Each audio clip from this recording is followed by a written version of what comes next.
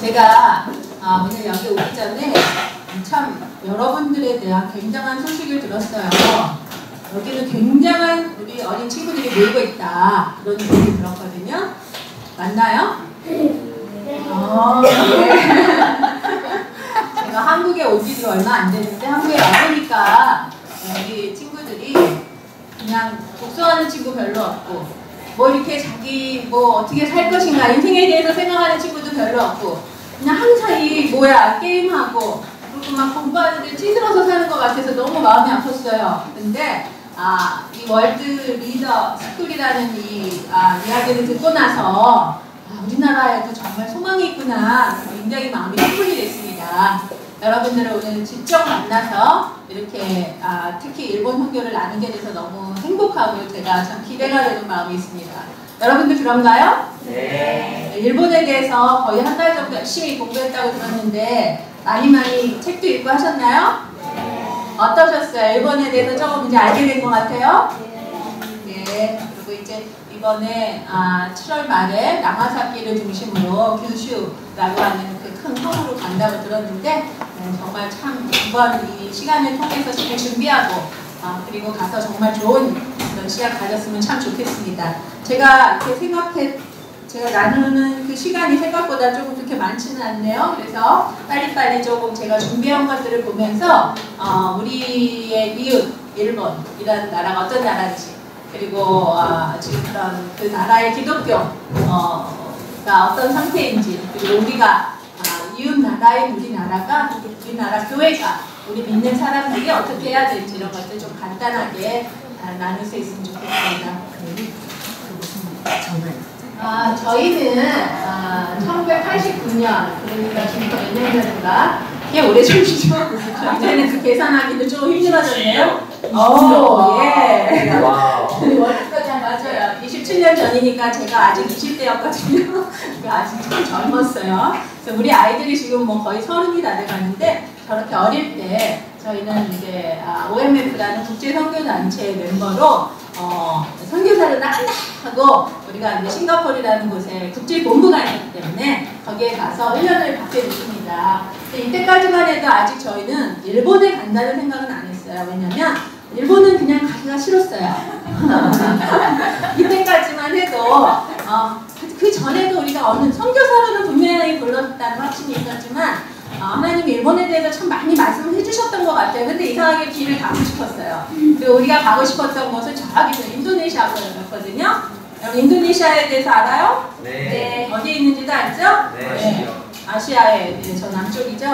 여기 인도네시아가 왜 가고 싶었냐면 여러분 인도네시아는 좀 못 사는 것 같고, 그리고 그때 또 막 기독교가 조금 부흥을 한다고 하고, 그리고 조금 멀잖아요, 그죠? 그러니까 거기 좀 선교지 같았어요. 그래서 인도네시아로 간다. 그리고 이제 어떤 선교사님도 자꾸 인도네시아 오라고 그런 것도 있어갖고 인도네시아 가려고 그랬는데, 근데 여기 싱가포르까지 와갖고 한국 교회에다가 다 빨리 우리 인도네시아로 갑니다. 이제 오리엔테이션 끝나면 우리 인도네시아 갑니다. 인사까지 하고 싱가포르까지 쭉 내려갔거든요. 거기서 훈련도 받고 다 했는데 이상하게 OMF를 통해서 인도네시아 가는 길이 자꾸 막히는 거예요. 그러면 하나님 앞에 우리가 이렇게 다시 한번 정말 모든 걸 내려놓고 기도하기 시작했어요. 저희 남편과 제가 기도하면서 하나님께서 저희 안에 인도네시아가 아니라 일본으로 가야 된다는 그런 확신을 주시는 거예요. 네, 일본으로 가라고 그러시는 거예요. 왜 그럴까? 나는 일본은 너무 잘 살아. 일단은 너무 잘 살고 너무 가까워.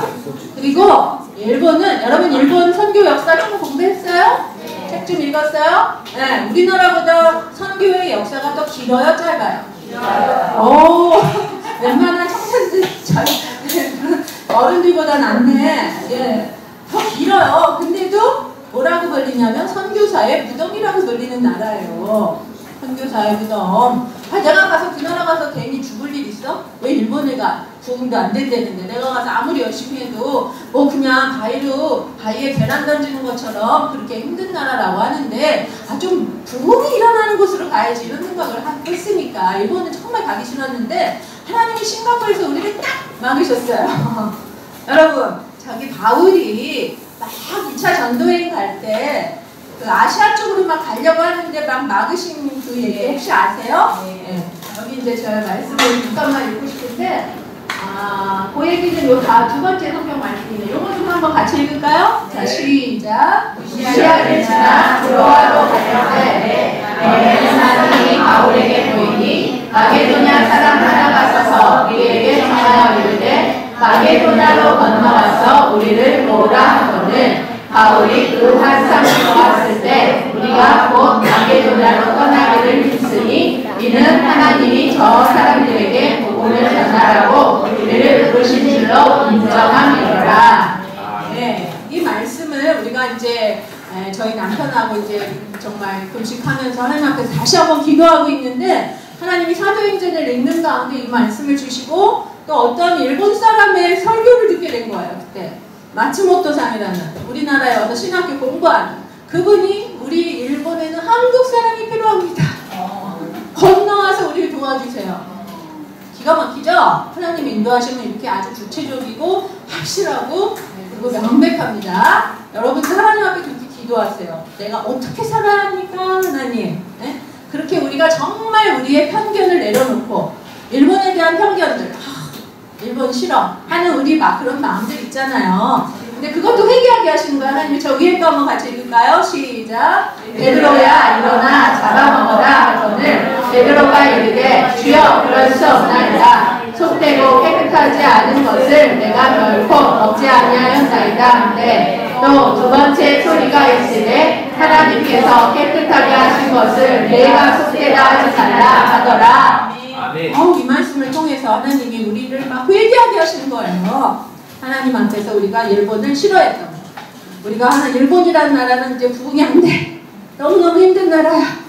돌아보고 싶지도 않아. 오히려 저 아프리카나 먼 나라로 가지. 지금 부흥이 일어난다는 데로 가지. 왜 일본은 뭔가 좀 이렇게 막 이렇게 뭔가 빨리 떼버리고 싶고 혹같이 느껴지는 거예요.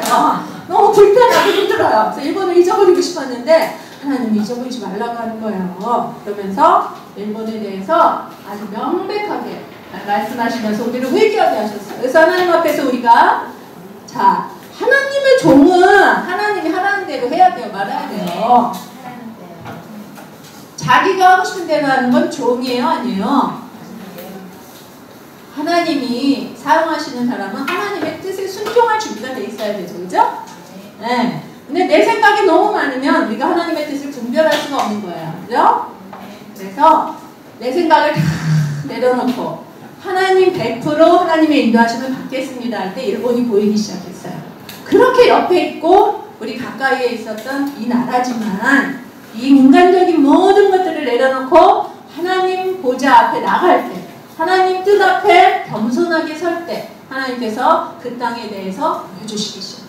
하나님은 이 땅을 너무 사랑하시고 너무너무 사랑하시고 여러분이 이번에 일본에 가실 때 일본 땅을 사랑하시는 하나님의 마음을 배워갖고 오세요.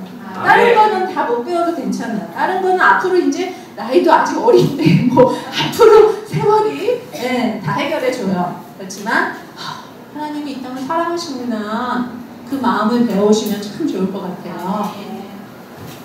그래서 우리는 일본으로 가게 됐는데 여러분 우리는 일본을 참 잘 아는 것 같은데 잘 몰라요. 그죠?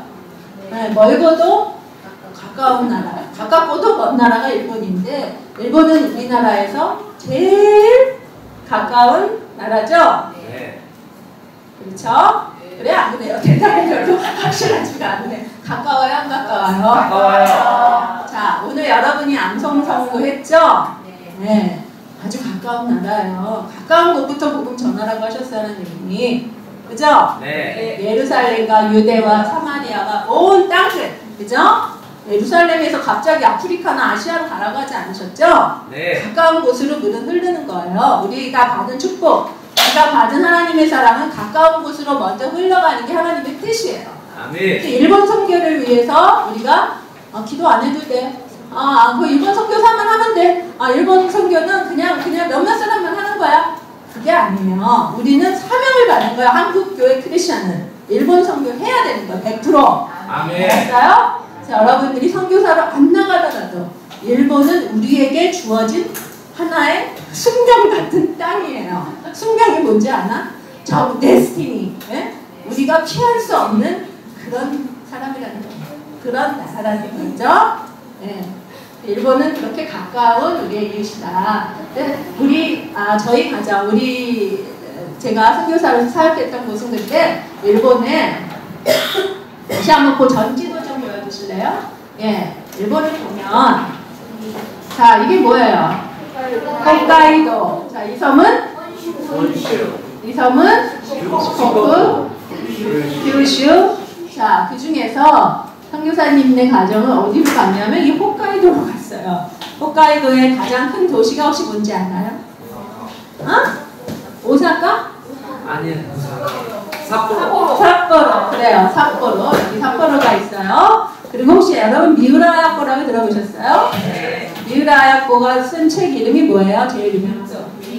빙점이라는 책. 혹시 안 읽어봐서 꼭 읽어보세요. 미우라 하야코는 여기 아사히카와라고 하는 동네에서 태어나서 자란 쭉 이제 거기서 돌아가셨는데 그분이 태어난 곳이기도 합니다. 저희는 홋카이도에 있었는데 이 홋카이도가 얼마나 큰지 한번 보세요.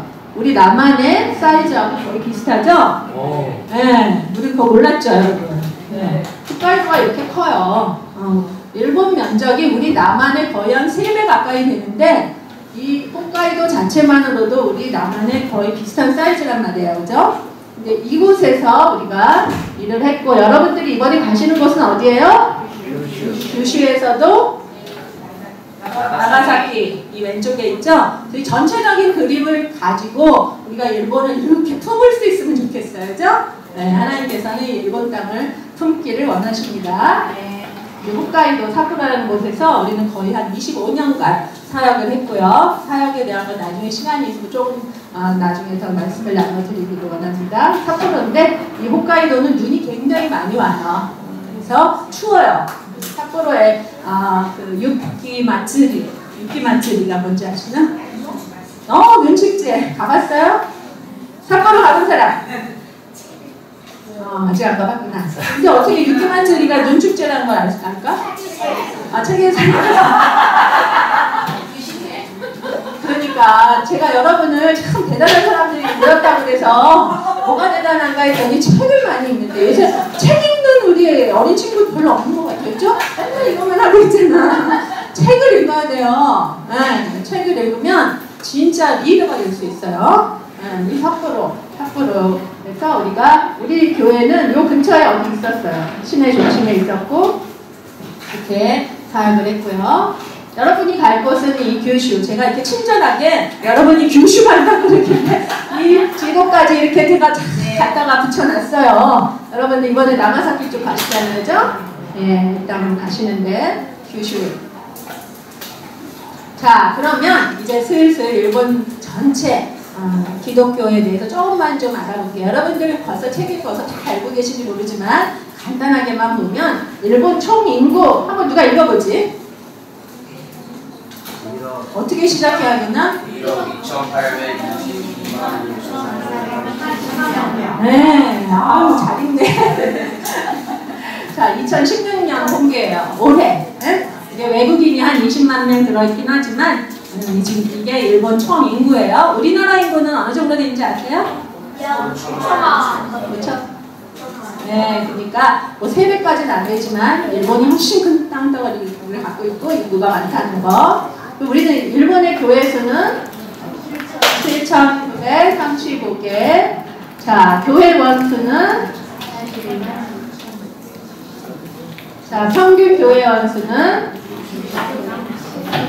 평균 예배 출석수는 39.9 이렇게 말을 하는데 이 통계는 전 인구 중 크리스천 인구, 프로테스탄트 인구만을 얘기하고 를 포함할 때 일본의 총 인구를 생각할 때 교인들은 대강 프로테스탄트만 0.4%다. 자, 프로테스탄트가 뭔지 아세요?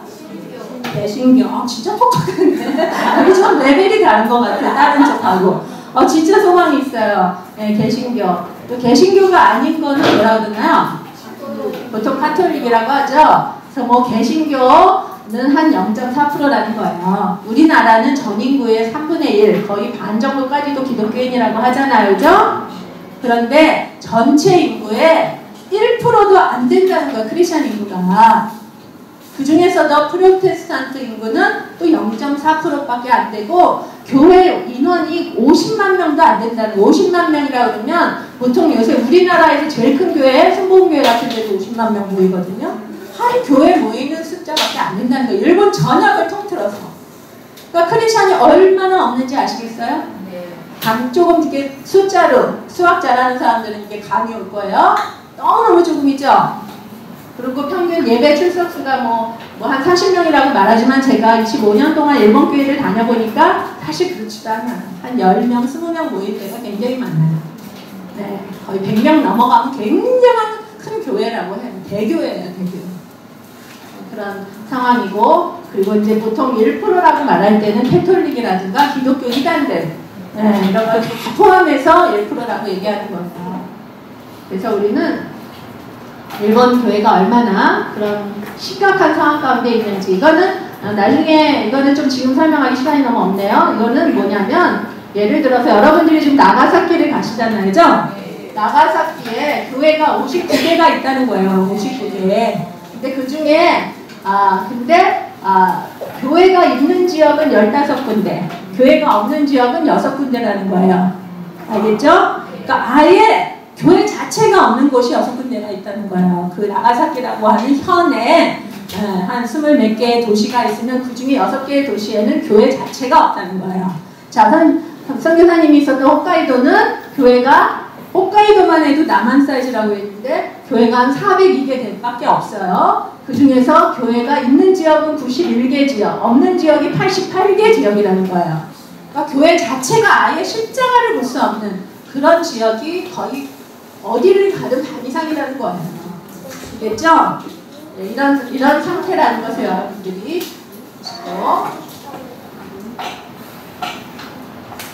자, 그러면서 또 일본의 영적 상황들이 어떤가? 기독교랑 대비해서 다른 종교들이 있을 거 아니에요, 그죠? 졸려요? 자, 신도, 불교, 신흥종교, 이단 이런 다른 종교들이 일본에는 엄청 많아요. 이런 거를 뭐라고 말하는지 아세요? 일본에 신이 몇 개가 있대요? 네. 너무 똑똑해. 너무 마음에 들었어, 진짜. 나는 정말 내가 제일 좋아하는 사람들 뭐냐면 일본에 대해서 관심 있는 사람들 너무 좋아해요. 너무 좋아해요. 근데 정말 우리 친구들 너무너무 이뻐요. 네, 일본에 800만 신이 있다고 하는데 그거는 상징적인 의미고, 800만 꼭 800만만 있다는 뜻은 아니죠. 그죠? 야오 요로즈노마미 그래놓고 엄청나게 많다는 거예요. 그들은 유일신 사상이 없어요, 여러분. 잡신, 다신교, 네, 그런 개념이죠. 그래서 특히 일본은 신도가 뭔지 아시죠? 신도가 뭔지 아는 사람? 조금 말해줄 수 있는 분 계세요? 신도. 우리나라에 신도 있어요, 없어요? 없죠. 신도는 일본에만 있다, 없다? 일본에만 있는 종교가 신도. 신도의 제일 중심은 누구예요? 전화, 텐노라고 그러죠? 똑똑해. 정말 마음에 들어. 근데 일본에서 1억 2천 정도 되는데 신도 신자가 몇 명? 9,126만 명. 자, 1억 2천 중에 9,126만이면 거의 한 80% 되는 거야. 자, 그럼 불교는 몇 명? 8,690만 명. 네? 좀 뭔가 이상하지 않나요? 네. 뭐가 이상해요?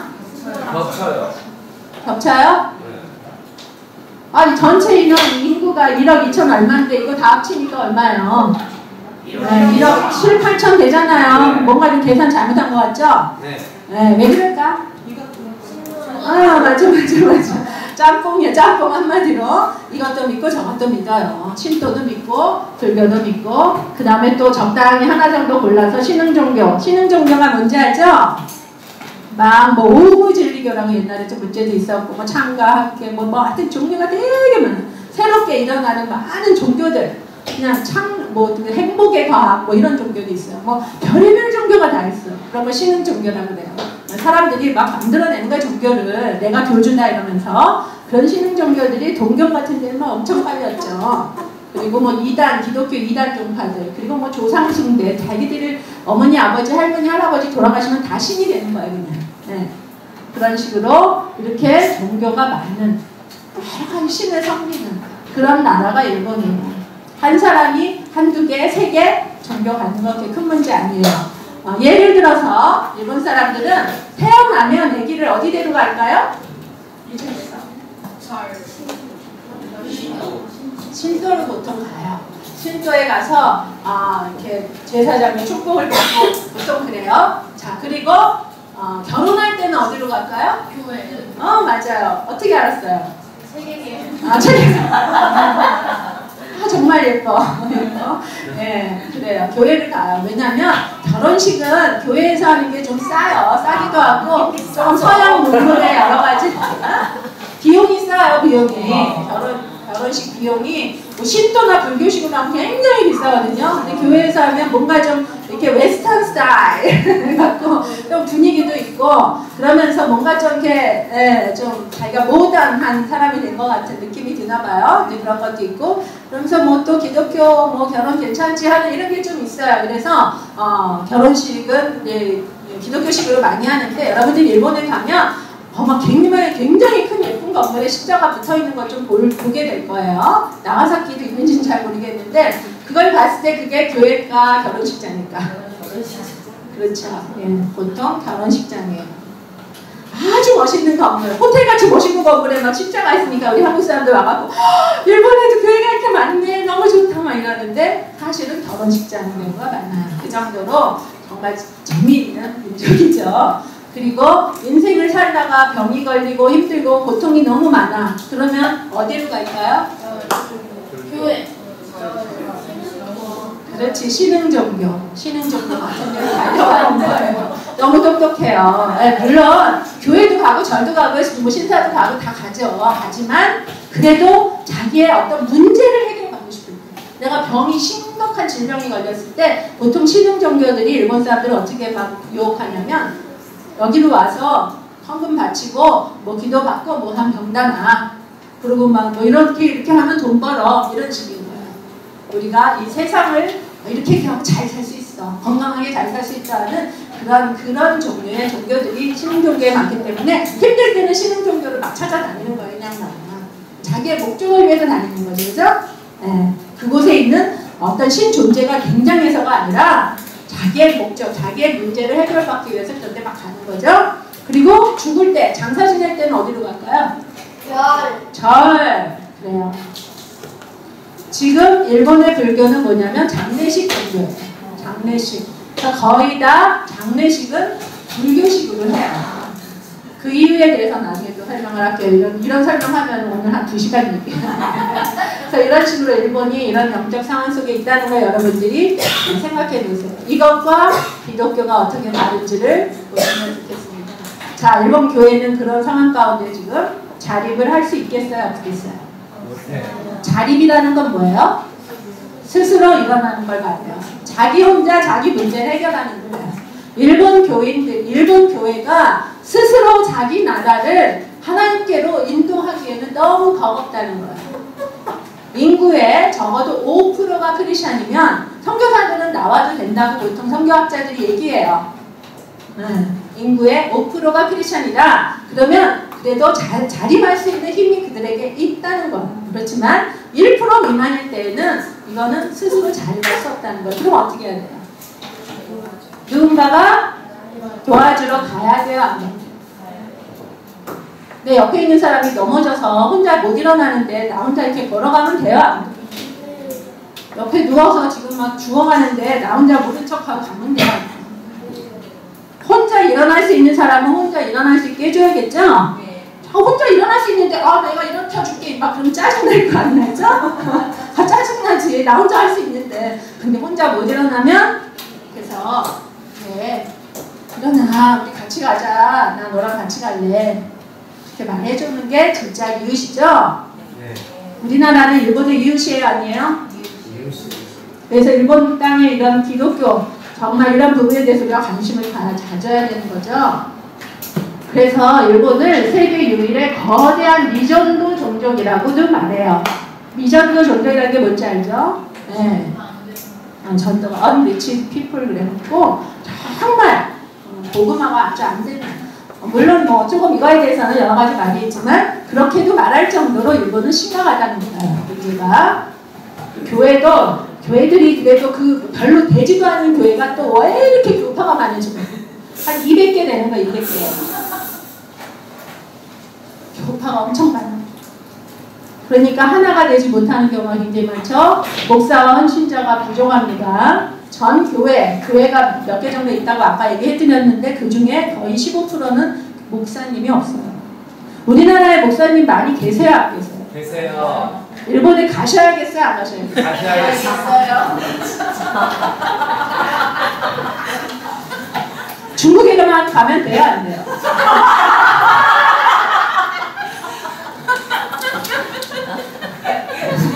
죄송합니다. 제가 뭐 알고 얘기하는 건 아닌데 요새 중국에 너무들 많이 가시는데 일본에 안 가셔가지고 너무 속상해서 그래요. 제가 상처를 받아서 너무너무 없어요. 우리는 신학교에 지금 학생들이 많이 몰려요, 안 몰려요? 몰려요. 너무 많아서 경쟁률이 막 몇 대 1 이러더라고요. 깜짝 놀랐어요. 좀 괜찮은 신학교는 그러니까 막 3대1, 4대1 막 굉장해요. 네. 떨어질까봐 막 수험 공부하고 난리가 났어요. 근데 일본에 있는 신학교는 텅텅 ቢ었어요. 홋카이도에 있는 홋카이도 세이쇼가쿠인 성서학원이라는 신학교가 있어요. 홋카이도에 신학교가 딱 두 군데 있어요. 자, 홋카이도가 우리나라랑 거의 비슷하다 그랬죠. 신학교가 몇 개? 2개. 하나는 이제 좀 보수결주의적인 신학교고 또 하나는 저희 프로테스탄트 신학교인데 이 프로테스탄트 신학교에 학생이 매년 몇 명 입학하나? 10명. 아우 10명 입학하면 얼마나 좋겠어. 어쩔 때는 아무도 없을 때도 있고 어쩔 때는 1명, 2명, 3명 한 5명 넘으면 사람들이 할렐루야! 그러는 거예요. 그 정도예요. 여러분 알겠어요? 일본이라는 나라가 어떤 상태인지? 그리고 지금 있는 목사님들도 거의 60이 넘으신 분이 많아요. 전쟁 끝나고 한때 일본에 부흥의 시기가 왔었는데 그때 헌신하고 했던 분들이 이제 늙어갖고 더 이상 할 수 없는 그런 교회들이 많아요. 왜냐면 젊은 사람들이 세대 교체가 안 되니까, 그죠? 젊은 사람들이 막 이렇게 여러분들처럼 이런 데 와서 막 세계 선교를 품고 막 기도하고 이렇게 공부하는 사람들이 이제 일본에 그런 거 있을 수 없거든. 젊은 사람들이 다 세상 일 하냐고 너무 바빠갖고 신학교 가는 사람들이 많지 않은 거예요. 그러니까 지금 이제 앞으로 한 5년, 10년 후 그분들이 다 은퇴하면 더 심각한 상황이 되는 거야. 교회에 반 이상은 목사들이 없는 상황이 되는 거야. 지금도 우리가 알고 있는 많은 교회들 한국 선교사님들이 목회하고 있는 교회가 상당수 있어요. 많이 있어요. 그리고 교회들이 너무 힘이 없어요. 전도 별로 안 하고 훈련도 별로 안 하고 기도도 별로 안 하고 예배도 그렇게 뜨겁지가 않아요. 마음이 아프죠? 네. 너희가 성령의 능력을 받으면 나의 증인이 되겠다고 하셨는데 성령께서 계신가 안 계신가? 너무 교회가 썰렁해요. 여러분들이 불을 붙이러 가야 돼요? 안 가야 돼요? 가야 돼요. 불을 붙여야 돼요. 자, 왜 일본이 이렇게 되었을까요? 제가 지금 시간이 그렇게 많지 않죠? 한 20분만 더 하면 될까요? 아니 30분 정도. 목사님 너그러우시네요. 그래요. 최대한 빨리 나가봅시다. 여러분 괜찮아요? 지금까지 이해 잘 됐어요? 네. 일본이 막 갑자기 내 마음속에 막 다가오고 있어요? 네. 이제는 뉴스 같은 거 들을 때 일본 얘기하면 막 귀가 쫑긋쫑긋할 것 같죠? 네. 정말 우리 일본 정말 바로 옆나라 우리에게 많은 상처도 주고 지금 뭐 위안부 문제다, 독도 문제다, 뭐 이런 여러 가지 문제들도 많이 있지만 하나님 아버지가 이 땅을 어떻게 보시나 하는 그런 아버지의 마음을 여러분들이 품으면서 계속 조금만 더 나가볼게요. 네. 자, 일본이 왜 이렇게 됐을까요? 많은 이유들을 얘기합니다. 근데 제가 이렇게 생각한 것들을 조금 적어봤어요. 자, 어떤 이유들이 있을까? 우선 하나는 저는 기독교 핍박에 대한 역사적인 상처가 크다고 생각해요. 여러분들 책 많이 읽었죠? 이 부분에 대해서? 네. 네. 아, 정말 대단해요. 자, 일본 제일 처음에 들어온 선교사 이름이 프란시스 자비에르가 1549년 들어와서 뭐 개종자가 한 30만 명까지 늘었다고도 얘기합니다. 카톨릭 신부죠. 네, 카톨릭 신부, 예수의 카톨릭 신부인데 이분은 뭐 대단한 분이에요. 뭐 이분에 대해서는 여러분 책을 읽으면 알 거예요.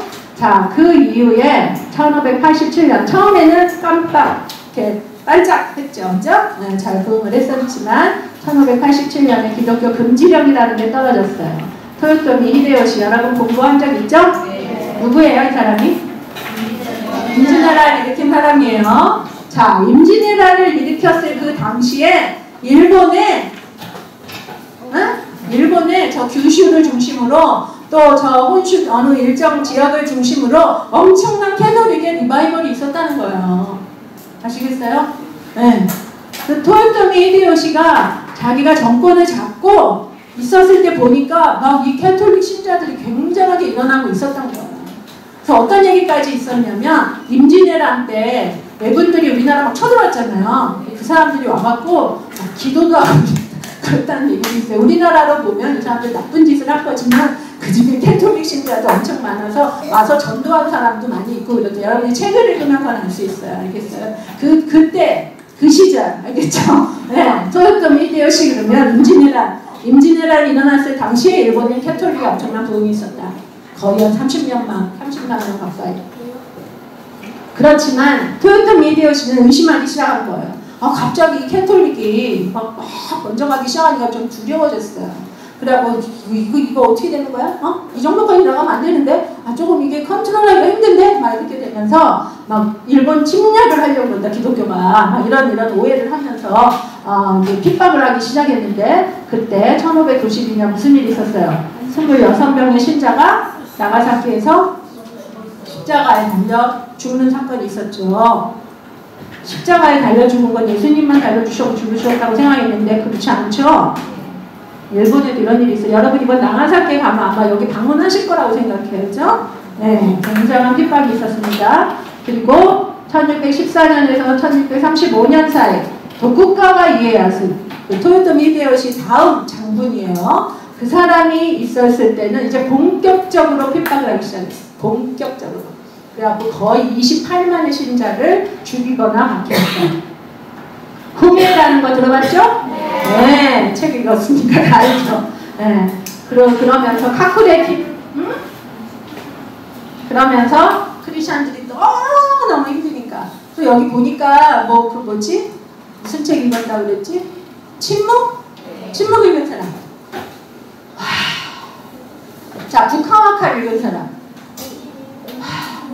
북하와칼은 굉장히 어려운 책인데 그걸 어떻게 읽었을까?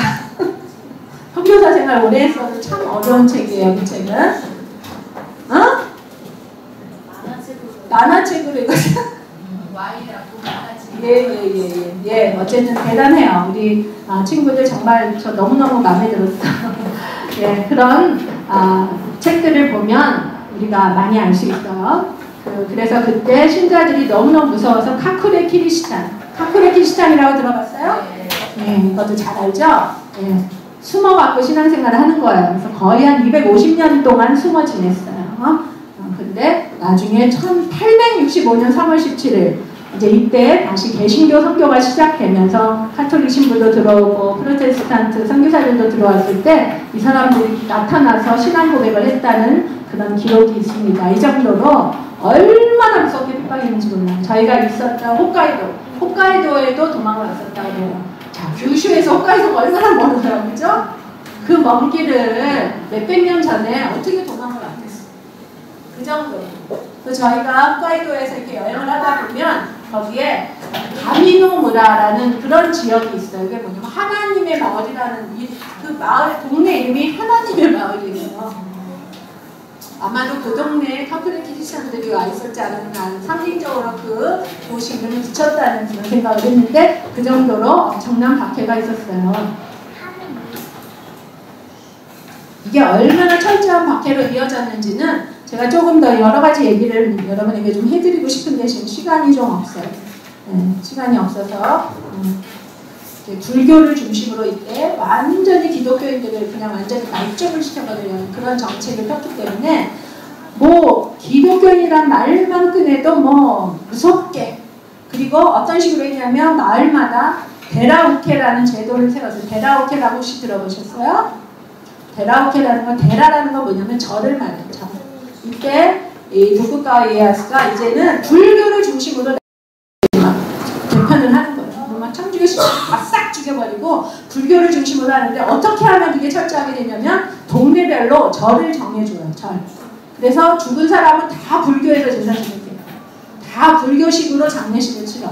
그리고 그 동네에서 이 절에 등록을 안 한 동네 사람이 있으면 그 동네에서 공개적으로 왕따시켜요. 무슨 소리인지 알죠? 그래서 철저하게 불교 신자가 되게 하는 그런 제도가 데라우케 제도예요. 이 제도를 이때 실행하면서 크리스천들을 완전히 다 말종을 시켜버립니다. 완전히 삭삭해버립니다. 그러니까 그 동네에서 제가 절에 안 나와. 행사 같은 거 뭐 할 때 절에 보통 동네마다 만칠이라서 뭐 여러 가지 신도 불교 행사들을 많이 하는데 그 행사에 잘 참석을 안 해? 저 이상한데 서로 막 감시하는 거예요. 북한에서 요새 그런 짓 하잖아요. 그죠? 감시하는 것처럼 자기들끼리 서로 감시하는 제도를 하는 거예요. 그거를 절을 중심으로 하게 한 거예요. 그래서 그 절을 중심으로 모든 사람이 생활을 하더라고요. 태어나도 결혼식도 죽을 때 장례식도 돌아가신 조상님도 다 불교식으로 다 했기 때문에 불교를 떠날 때 자기들의 조상님을 떠난다고 생각하는 거예요. 무슨 소리인지 알아요? 우리는 우리 엄마 아버지 할머니 할아버지가 돌아가셔서 하늘나라 가셨다고 생각하잖아요. 일본 사람들은 불교식으로 다 제사를 다 지내야 되니까 불교를 떠날 수가 있어요 없어요? 정신적으로 못 떠나는 거예요. 왜냐하면 자기 조상을 배신한다고 생각합니다. 그리고 절로 하여금 철저하게 사람들을 통제하는 그런 거를 단나 제도라고 해갖고 완전히 그렇게 해버리니까 그 마을에서 조금만 다른 종교를 갖는다든가, 혹시 기독교나 뭐 캐톨릭 쪽에 뭐 조금 관심을 갖는 이런 건 다 금방 적발이 돼버리고, 그런 사람은 완전히 무라 취급이라고 그래서 완전히 사람 취급을 안 해버려요. 그 동네에서 완전히 사람 취급을 하는 거예요. 쟤는 완전 이상하네요. 이런 식으로 되거든요. 쟤는 상대를 하지 마. 또 아주 노골적으로 핍박하고 공격을 해요. 그거를 일본식 이지메라고 하는 거예요. 그런 이지메라는 게 지금까지도 있잖아요. 이지메가 뭐예요? 왕따. 일본의 이지메는 굉장히 무서워요. 그 집단에서 따돌림을 받으면 그 사람은 인생이 끝나는 거예요. 그 정도로 무서운 사회예요, 일본이. 네, 그런 식으로 철저하게 핍박하고 기독교인들을 여러 가지 면에서 사회적으로, 문화적으로, 지역적으로 모든 면에서 완전히 따돌림을 하는 그런 거를 제도적으로 막 해버리니까 이 사람들이 무서워서 기독교를 계속 유지할 수가 없는. 그리고 그때 당시에 카톨릭이었기 때문에 성경 같은 것도 별로 없잖아요. 마리아상이나 무슨 이런 염주 같은 거 들고 다니면서 신앙생활을 할 때인데 그 신앙을 이어간다는 게 쉽지 않죠. 이런 엄청난 핍박, 이런 박해에 대한 상처가 있어요. 그것이 어떤 큰, 지금까지도 이 나라의 기독교 선교를 방해하는 어떤 그 근본적인 어떤 뿌리의 어떤 그런 부분들을 갖고 있다고 생각하죠. 이게 뭔지 아세요? 26인 성인, 그래요. 책에서 맞죠? 이번에 가서 보시겠죠? 26인 십자가에 박혀서 돌아가신 캐톨릭 성인들. 이게 이제 그림이에요.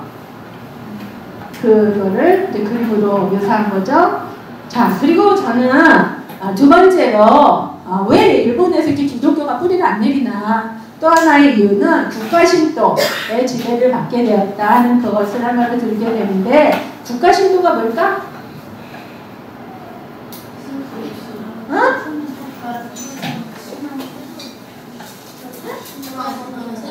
국가에서 정한 새로운 종교?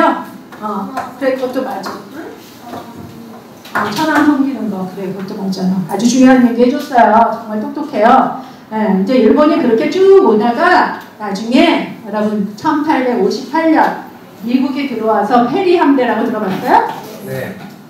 그래요. 페리 함대가 들어와서 여기 역사적인 얘기 너무 많이 하고 제가 시간이 없을 것 같네요. 또 한 번만 제가 읽을게요. 1858년에 이제 그 에도 막부지대라고 그러죠. 역사적으로 보면 그 막부지대가 막을 내리면서 이제는 천황을 중심으로 메이지 천황을 중심으로 한 신도 중심의 나라를 만들어가요. 네, 이제 정치적인 그런 얘기니까 여러분들이 공부하면 되는 거예요. 그러면서 미국하고 이제 서구 문물을 받아들이기로 결정을 해요. 그리고 종교의 자유도 주고 이제 기독교 금지령이 해제가 되죠. 1873년에. 그 전에도 밀수호 통상 이거를 하고 나서 그 미국 장로교 해법론교사 굉장히 유명한 선교사님인데 뭐 성경병력도 하고 교육사업도 하고 뭐 의료사업도 하고 막 이러신 분이에요.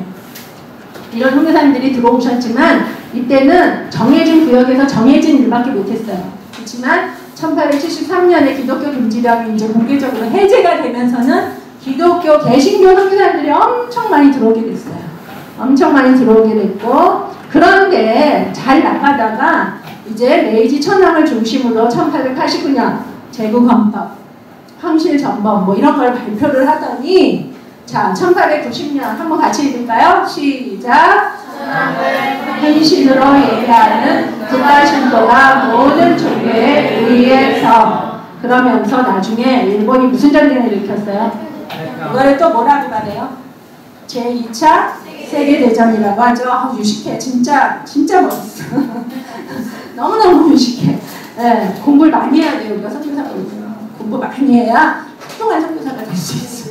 그 나라를 잘 알아야 돼. 그 나라를 잘 모르면서 내가 이 나라를 품겠다. 웃기는 소리예요. 그래서 공부 열심히 하세요.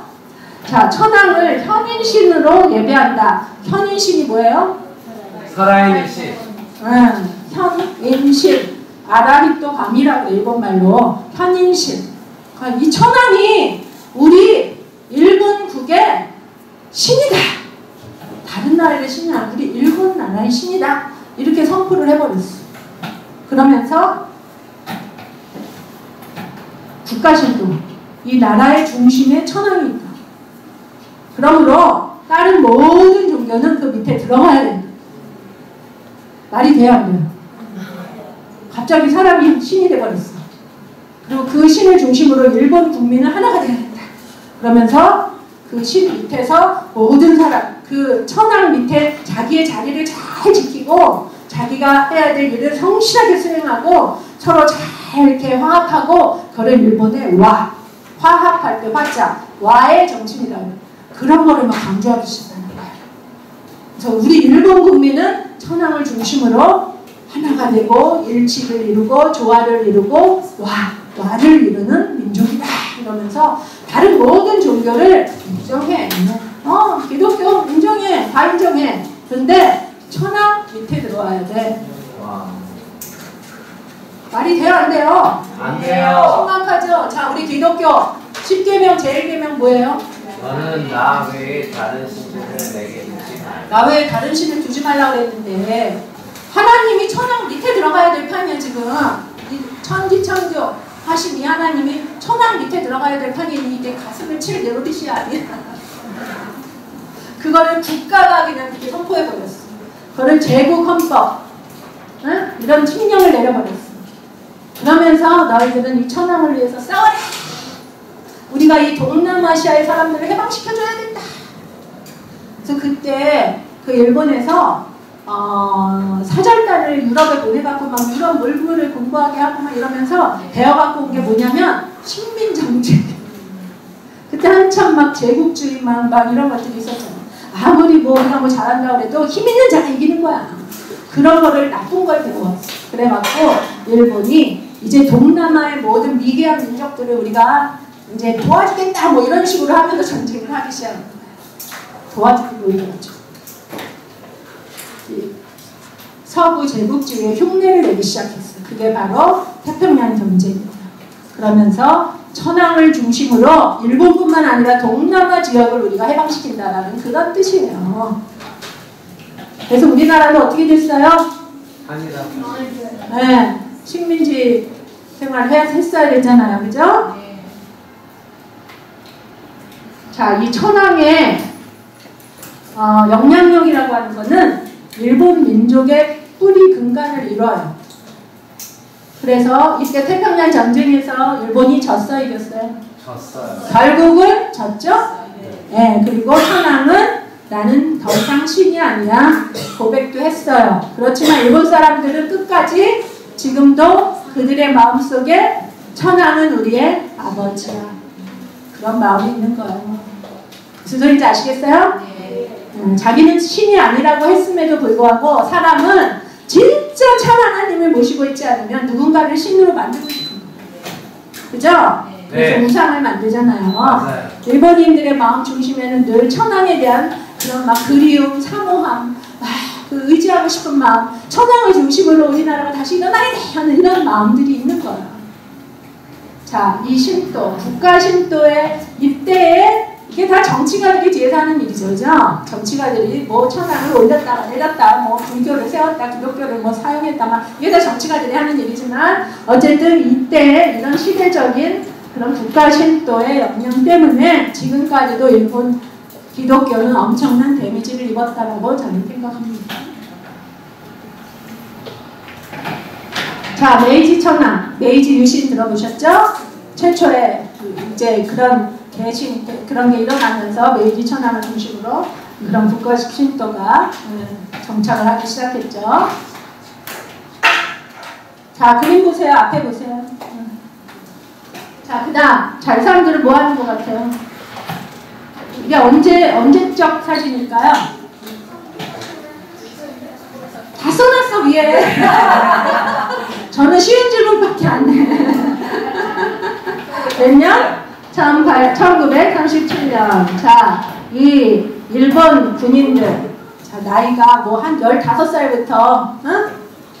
지금 여기 지금 이 나이 있는 사람도 있죠? 우리 중고등학교 형들밖에 안 되는 이런 사람부터 시작해서 젊은 남자들은 다 끌려나가갖고 태평양 전쟁, 천황을 위해서 싸운다는 그 명목으로 이렇게 동원이 돼서 나가서 뭐라고 외쳐요? 텐노해가 만세, 황제 폐하 만세를 외치면서 별의별 희생을 다 치르게 했어요. 엄청난 일본인들이 죽었고 우리나라 사람들도 많이 틀려가서 죽었죠, 그죠? 그래 안 그래요? 책 읽었죠? 예. 그런데 그게 그때로 태평양 전쟁 끝나고 끝난 게 아니에요. 이게 지금의 일본 황제죠? 히로히토. 지금의 일본 황제인데 이 사람도 이 부부예요. 근데 10년만 되면 지금도 모든 정치가들이 이 일본 황제가 사는 황거라고 하는 곳에 와서 인사를 해요. 10년 인사. 그러면 텐노가 그들을 축복해주고 막 그러는 의식을 공개적으로 해요. 그리고 이거는 뭔가 10년에 여기에 정초에 황거라고 하는 것은 이 황제가 사는 곳을 말하죠. 천황이 이 위에가 이제 여기 서 있는 거예요. 천황이 서 있고 그 친족들이 서 있으면 먼 곳에서 막 일본 국민들이 10년이 되면 홋카이도, 규슈 뭐 전국에서 막 몰려와갖고 이 밑에서 막 천황 얼굴 한번 보려고 막 일본 일정기를 흔들면서 천황 폐하 만세를 외치고 있어요. 이게 사람들이 다 뭐 10년 그 NHK 뉴스 같은 거 10년 때 보면은 뭐 굉장히 여기 한번 오려고 막 교통비로 하면 막 호텔 예약하고 막 이러고 막 몰려드는 거. 그러면서 천황폐 왕세를 외치면 이 위에서 천황이 인사를 하고 이런 식인 거예요. 지금까지도 아직 이들은 이 사람들 인터뷰 해보면은 당신은 천황을 어떻게 생각합니까? 우리 아버지입니다. 그렇게 정서적으로 아직 천황에 대한 이게 있는 거예요. 그런 사람들이 예수님을 믿을 수 있겠어? 없겠어요? 상식적으로 생각하면 믿을 수가 없는 거예요. 이런 국민 정서를 생각합니다. 자, 이건 하츠모우데라는 건 10년에 그 신사, 자기 주변, 집 근처에 있는 신사들, 뭐 유명한 신자들이 엄청 깔렸어요. 그런데 가갖고 이런 부적들을 사고 뭐 1년을 행운을 빌면서 절하고 막 이런 행사들 엄청 납니다. 이게 다 뭐냐면 부적이에요. 부적들. 이 신도, 신사에서 이런 부적들을 다 팔아. 뭐 이거는 세일합니다. 막 이런 것도 있어. 2개에 뭐 500엔에 줍니다. 이런 것도 있어. 이거는 마네키 네코라고 이렇게 일본에 가면 이렇게 상점 앞에 고양이가 손 흔들고 있는 복이 온다고 이런 여러 가지 부적들. 뭐 헤아릴 수 없는 부적들. 그게 다 여기 신도 이런 데서 타는 거예요. 자, 이런 식으로. 그리고 또 뭐 여러 가지 이유들이 있겠지만 간단하게 설명하면 공동체 중심의 일본 문화를 해갖고 미감이라는 말이 있어요. 그 공동체를 해치면 안 된다. 이런 어떤 그런 문화가 있어요. 그래서 튀는 못은 박아야 돼. 조화와 융합을 중시해야 돼. 이런 어떤 그런 문화. 아까도 얘기했지만 어떤 그런 문화가 있기 때문에 그 중에서 내가 기독교인이 돼갖고 뭔가 나는 유일신 하나님을 믿는다라든가 뭐 내가 뭐 이런다 그러면은 막 싫어해. 뭔가 좀 튀는 사람을 싫어해. 그리고 국민성이 소심하고 완벽주의적, 위를 중시하고 현실적이고 실용주의적인 그런 국민성. 자, 세 번째 같이 읽을까요? 시작. 죄의 개념, 기독교의 죄의 개념과 다르다. 수치심. 우리는 절대 하나님 앞에서의 우리의 죄를 얘기하지만 이 사람들은 그냥 사람들한테 발각되지 않으면 그건 죄가 아닙니다. 사람들한테 발각되면 그게 죄고 수치심. 그러니까 죄라는 개념보다는 수치. 그런 거 강조하고 있죠. 그러니까 우리가 하나님 앞에서 우리는 죄인입니다 그러면 자기 일을 못해. 무슨 소리인지 알겠어요? 자, 그 다음 6번 시작. 중요한 지식인층에게 기독교가 전파, 서민층에 확대되지 못한 교회가 교시에만 몰림. 예, 개신교가 들어와서 사무라이들이, 몰락한 사무라이들이 예수님을 믿기 시작했는데 이 사람들이 굉장히 중간 좀 괜찮은 층의 사람들인 거예요. 그러니까 밑에 천민들, 그런 서민들에게는 기독교가 잘 전파되지 못했다. 그래서 일본 기독교가 조금 그렇게 저조하다 이런 거예요. 자, 7번 시작. 패션이나 장식으로서의 기독교, 결혼식 종교, 외국 문화의 접촉 장소. 네, 그 정도로 생각하는 거예요. 내가 기독교를 믿고 이 하나님께 나의 목숨을 바치고 한다라고 하는 것은 별로 그렇게 왜 그렇게까지 해야 돼? 이러는 거예요. 그러니까 크리스찬이 돼서 한 3년 지나면 교회를 떠나는 사람들이 많아요. 이제 다 알았으니까 이제 또 딴 데 가보자 이런 식인 거죠. 자, 이거는 좀 어려울지 모르겠지만 이런 자유주의 신학이 많이 들어와서 일본은 신학이 굉장히 발달했어요. 우리나라 신학교보다도 공부도 굉장히 많이 하고 막 그러는데 복음주의적인 신학이 아니고 어떤 교회들은 예수님의 부활도 안 믿어. 부활절이 돼도 부활의 의미가 뭔지도 모르는 교회들이 또 있어요. 그 정도로 하나님의 말씀, 복음 이런 거가 뜨겁게 전파되고 있지 않다. 자, 그리고 유일신간이 없다. 아까 말씀드렸죠? 800만신, 잡신 개념. 그래서 지금의 결과, 일본은 어떤 나라가 되었을까? 전쟁을 엄청나게 일으켰죠? 그리고 그 후에는 이제 전쟁에서 패하고 나서는 이제 돈 벌어야겠다. 돈 벌어야 돼. 돈 번다는 거를 모든 국가의 목표로 세워갖고 물질 만능주의라고 그거를 향해서 열심히 달려왔어요. 그러고 났는데 지금은 어떨까? 방황하는 젊은이들, 깨어져가는 가정들, 정신적인 고독과 관계 결핍, 사람과 사람 사이에 별 친밀한 관계가 별로 없어. 다 각자 놀아. 그리고 숱한 자연재해로 고통을 당해.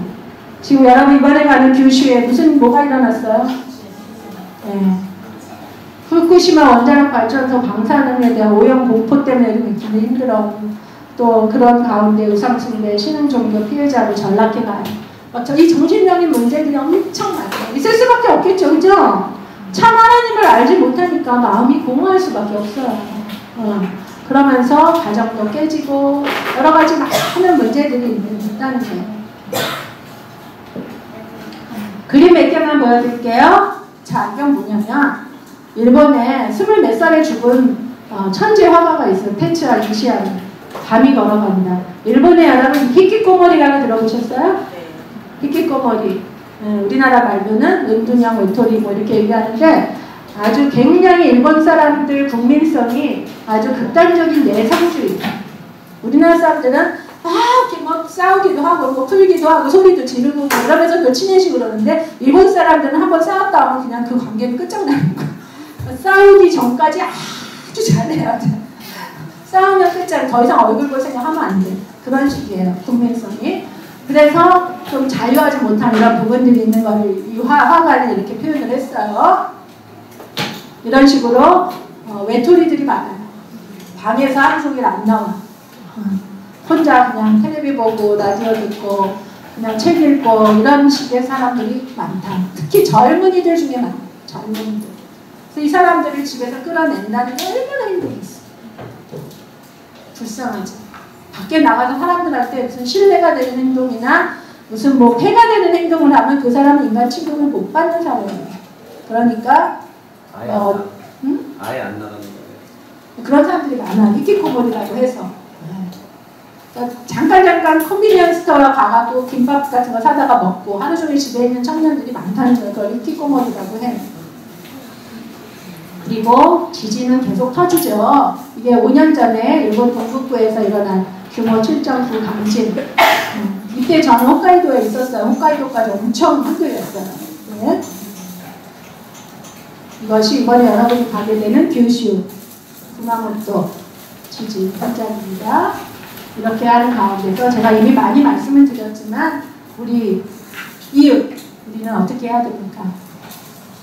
아까 여러분들이 열심히 이거 외우고 계시더라고요.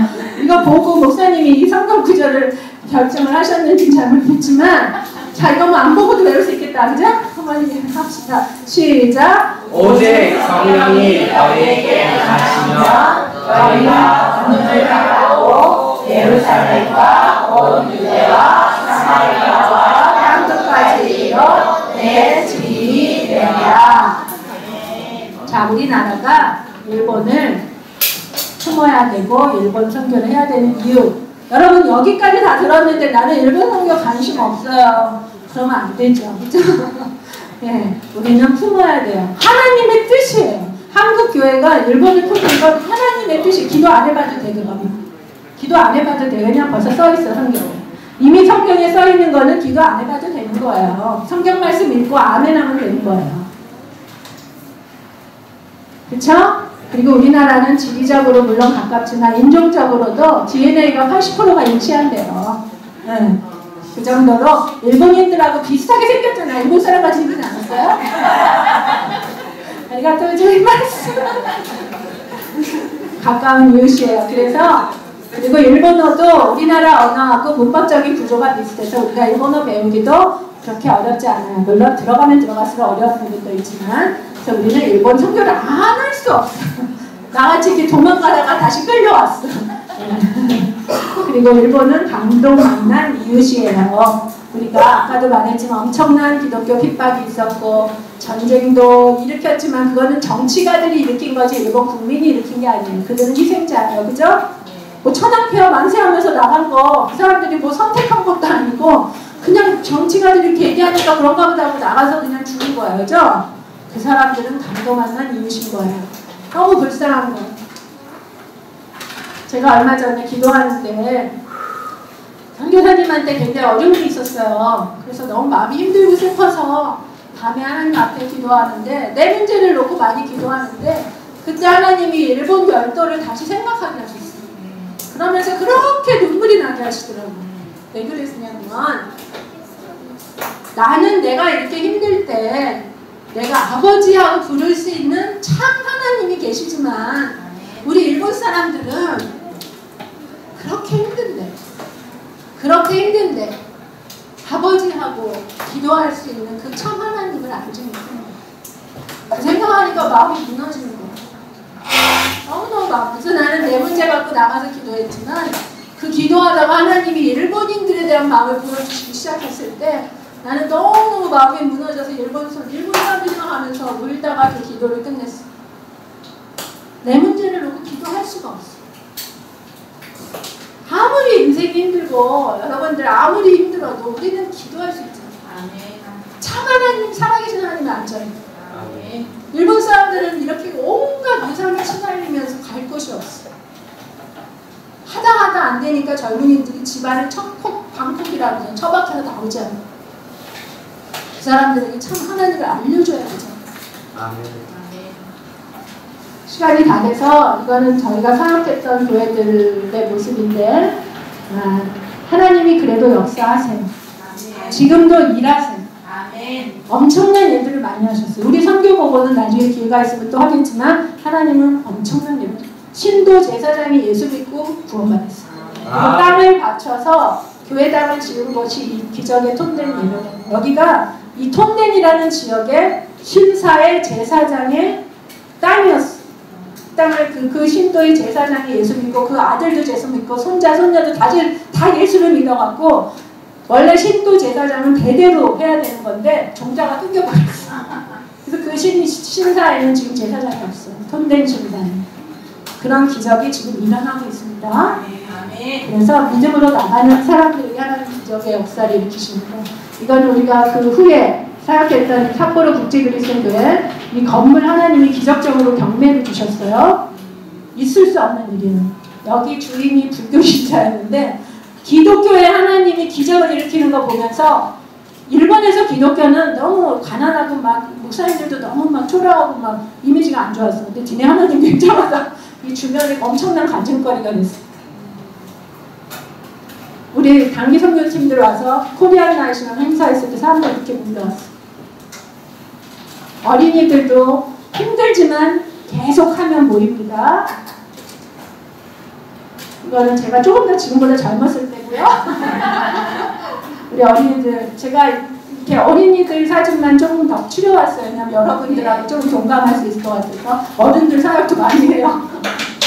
이거는 동북부에서 7.9 지진 터졌다고 했죠? 네. 우리 교회에서 이곳에 가서 그 지진 피해를 당한 분들과 함께 놀고 있는 장면이에요. 방문해서 우리가 이런 여러 가지 것들을 활동들을 해요. 여기 있는 이 친구들을 한번 기억해 보세요. 생각해 보세요. 고등학생 카페 하면서 학생들 전도도 합니다. 자, 여러분들 1번 친구들 화이팅 한번 해보세요. 시작. 1번 친구들 화이팅! 네, 친구들은 우리 사역했던 삿포로 국제그리스도교회 1번 친구들이고요. 마지막으로 리사장에 대해서 소개하고 제가 마칠게요. 리사장은 초등학교 1학년 그런 초등학교 1학년 정도 되는 어린 친구에게 리사가 그린 그림이고 미우라 리사라고 써 있어요.